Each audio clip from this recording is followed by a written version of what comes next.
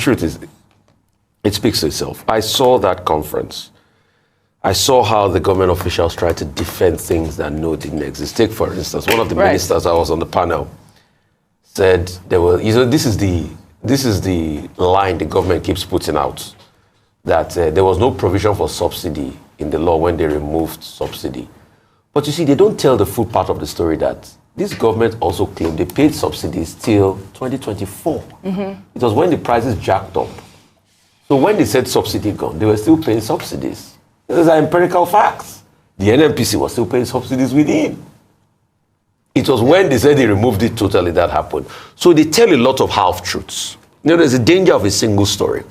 It's just one side they tell. But you cannot deceive the people for too long. See, Oji, if the parameters are good in favor of the people, forget what the IMF is saying, okay, reserves and everything. The IMF is never there for your lives to get a lot better. It's never there for your lives to get a lot better. Forget it. With all the advice the IMF has been giving, where did it lead us till today? So if the parameters are good, you will see it, Oji. Can we compare it to the years when Nigeria was growing 7-8%? We saw, the president didn't need to go and tell people in Brazil to come back home. They came back, people came back home normally. But you know the interesting part, people that came back home in those boom days, they are going back.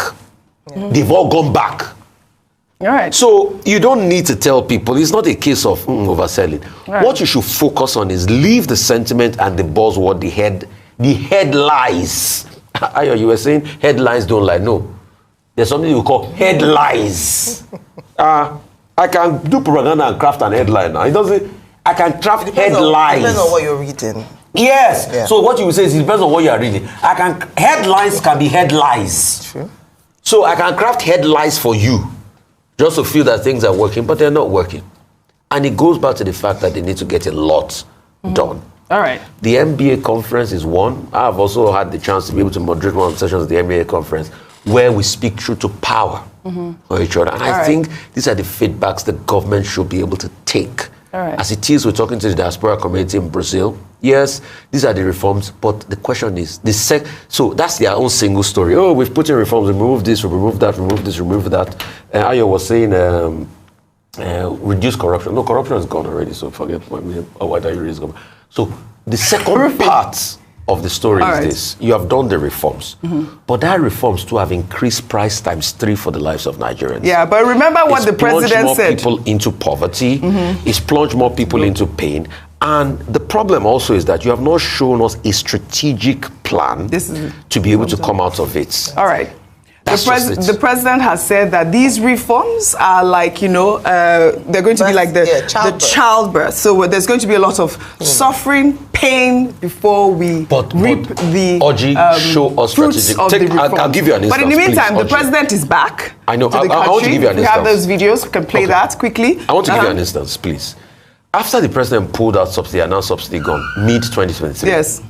He gave a speech where he said we are going to cultivate 10 million hectares and all that. All the promises he gave in the speech, where are we on the agricultural cultivation now as we speak? All right. Where are we on the supply chain logistics? Those are some of the questions that the administration need to respond. Only a minute because we have to go to the next one. Not even up to a minute. Without prejudice to all these conversations we've been having about economic reforms and the impact on the people.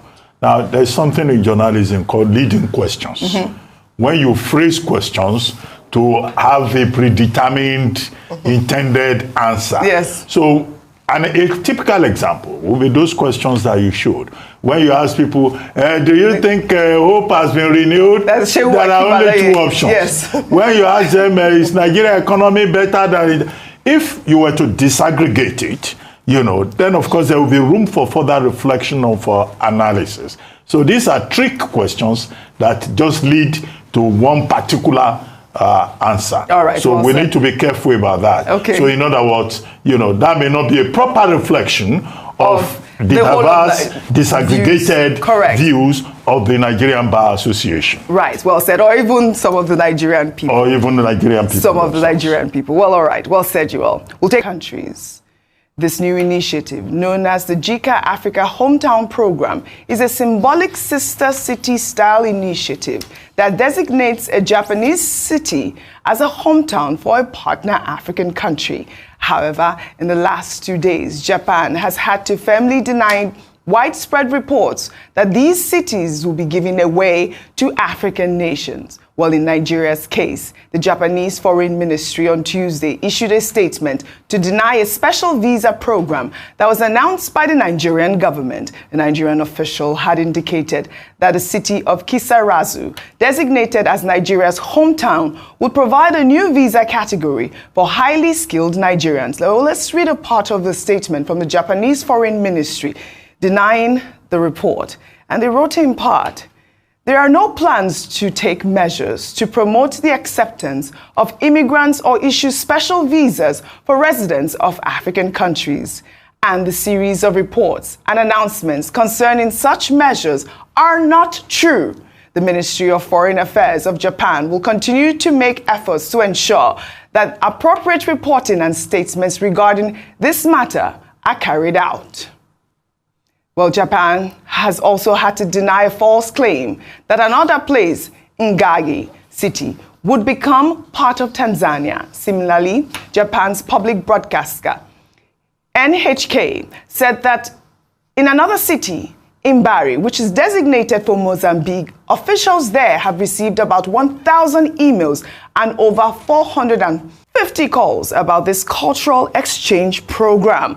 Dr. Abati, you know, we saw this story, I believe, over the weekend. I mean, this is part of the program that President Bola Ahmed Tinubu had attended while he was in Japan. And when the Nigerian official had released that statement, there were a lot of concerns. A lot of Nigerians were concerned. And, you know, I actually was shocked because we know that Japan is very strict on immigration policies. But there were reactions that came after that Nigerian official released a statement saying that there's a new visa category for, skilled workers, Nigerian skilled workers. Which Nigerians were saying, why would we want to even release our skilled workers? But it appears that there's a lot of misinformation. The Nigerian government have retracted their statement. But you can see it's not just in Nigeria that this sort of misinformation occurred, Dr. Abati.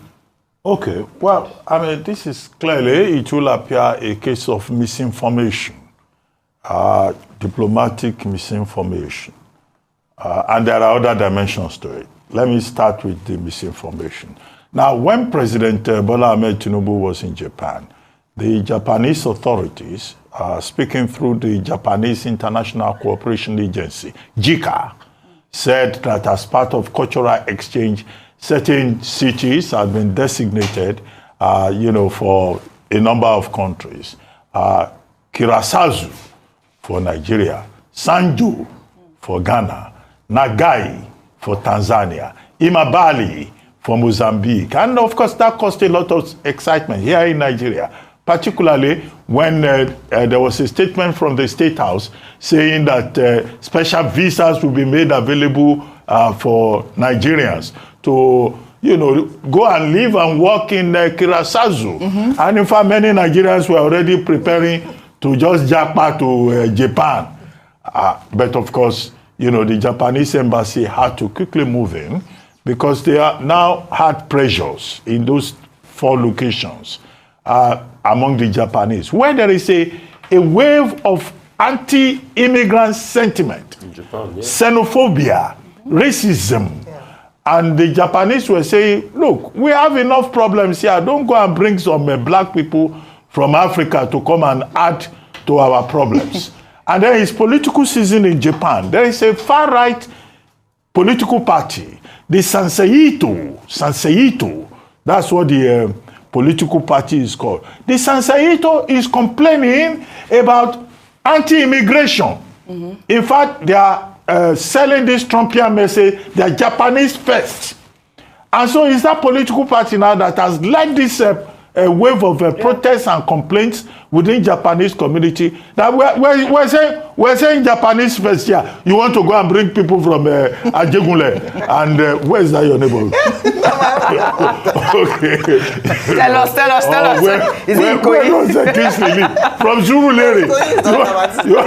You want to come and carry them to bring them to Kirasazu. Come on. Which is a very modern city. So of course they hosted the Olympics, is it? Yes. Olympics was hosted there. So the Japanese, of course, protested. Yeah. And the Japanese government has now appealed to those countries to say, please tell your people, we are not giving special visas. No. Well, if there is any cultural exchange program, when you finish your cultural exchange program, you go back. Because, of course, Ishiba will not want to lose the election because it has become an election matter in Japan. Yeah. But it's also, this is not the first time that the Nigerian government will misinform people.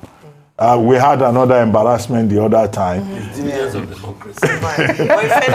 When we were told, we're not the only ones. when we were told that Emirates had agreed to come back and all of that, and then we had another statement. The country of origin was saying that was not true. Right. I think it's just to be a bit careful. Correct. With communication. Yes. And then the Japanese too also need to be careful. Yeah. After all, they prolonged the World War II by miscommunicating, by misrepresenting language. So it's not as if we are the only ones at fault. Well said, well said. These Japanese people are saying that... Don't think of Karazasu, please. It's just a cultural exchange program, all right. No worries. Don't go and stay here. Because as the announcer, some people are raising prayer points as... Some people are already consulting the pastors. Some people are already saying, this you can see. I hear someone that say, and it's Tinubu that did this one. God will bless you. But you see, this is the big deal also about this job passive job. Everybody trying to get excited about your country. So everybody is saying no. This is the only good thing that came out of this. No free entry to Japan. Japan here, Japan. Off your back, all right. I told you, stay in your country. Stay in Nigeria. Let's fix our nation. We have to fix our nation. Well.